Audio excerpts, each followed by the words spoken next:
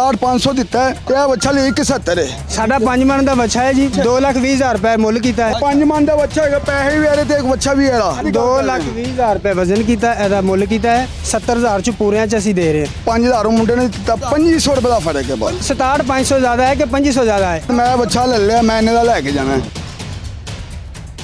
ਇੱਕ 67 ਦਿੱਤਾ ਹੈ, 67,500 ਦਿੱਤਾ ਹੈ ਤੇ ਇਹ ਬੱਚਾ ਲਈ 71 ਹੈ। ਸਾਡਾ 5 ਮਣ ਦਾ ਬੱਚਾ ਹੈ ਜੀ 2,20,000 ਰੁਪਏ ਮੁੱਲ ਕੀਤਾ ਹੈ। ਇਹ 5 ਮਣ ਦਾ ਬੱਚਾ ਹੈਗਾ, ਪੈਸੇ ਵੀ ਇਹਦੇ ਤੇ ਇੱਕ ਬੱਚਾ ਵੀ ਹੈਗਾ। ਅੱਛਾ ਜਨਾਬ ਗੱਲ ਸੁਣੋ, ਗੱਲ ਤੇ ਵਾਰੇ ਆਈ ਦੀ ਹੈ। 2,20,000 ਰੁਪਏ ਵਜ਼ਨ ਕੀਤਾ, ਇਹਦਾ ਮੁੱਲ ਕੀਤਾ ਹੈ 2,20,000 ਰੁਪਏ ਚੋਂ ਅਸੀਂ ਸਾਡਾ ਫਾਈਨਲ 70,000 ਚ ਪੂਰਿਆਂ ਚ ਅਸੀਂ ਦੇ ਰਹੇ ਹਾਂ। ਹੁਣ ਤੁਸੀਂ ਦੱਸੋ ਸਰ ਮੇਰੇ ਕੋਲ ਇੰਨੇ ਇਹ 5,000 ਮੁੰਡੇ ਨੇ ਦਿੱਤਾ, 1,67,500 ਰੁਪਏ ਦਿੱਤਾ ਹੈ। 1,67,500 65,500 ਰੁਪਏ ਦਾ ਫਰਕ ਹੈ ਬਸ।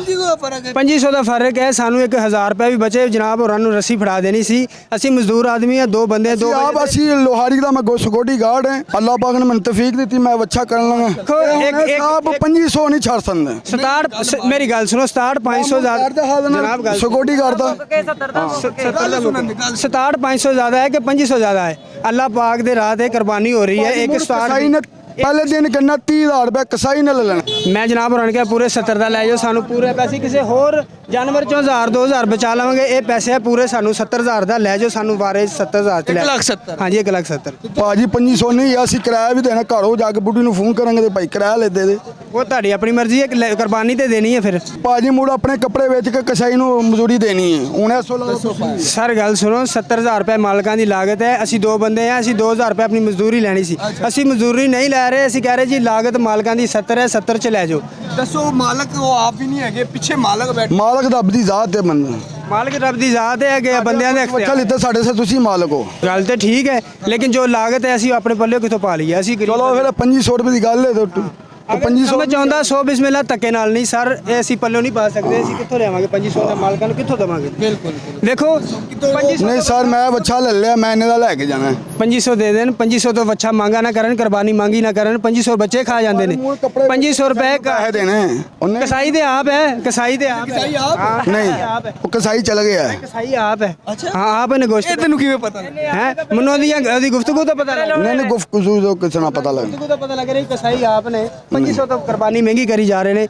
ਅਗਰ ਸਮਝ ਆਉਂਦਾ 70,000 ਠੀਕ ਹੈ। 30,000 ਰੁਪਏ ਕਸਾਈ ਨੇ ਲੈ ਲੈਣਾ ਪਹਿਲੇ ਟਾਈਮ। अच्छा जी, जब फिर मन का बच्चा हुए रिजल्ट कटो। रिजल्ट ये सिर्फ 500 रुपए बच्चे को होड़ ले लेना है। गरीब बंदे ਅਸੀਂ ਮਾਲਕ ਨੂੰ ਕਿੱਥੋਂ ਪੈਸੇ ਦੇਵਾਂਗੇ? सर मैं सिर्फ 500 रुपए और दे सकना। हम दसो नहीं सर 2,000 कौन देगा? 2,000 नहीं 500। 2500 रुपए ਦੇ। ये भाई से 500 लिया है, ये भाई का ही। मांगे तांगे चल रहे ने पैसे। ਅਸੀਂ ਗਰੀਬ ਬੰਦੇ, ਸੁਬਹ ਦਾ ਕੋਈ ਬੱਚਾ नहीं। भाजी मैं मेरे तो बड़ा गरीब कोई नहीं है। मैं 12,000 रुपए सिक्योरिटी गार्ड की गाड़ी लेने रोज 500 200 नाज़रीन भाईजान बात सुने, ये बच्चा भाई ने खरीदा है। इस भाई पे हाथ पे ये बात पकड़ाई है, ठीक है?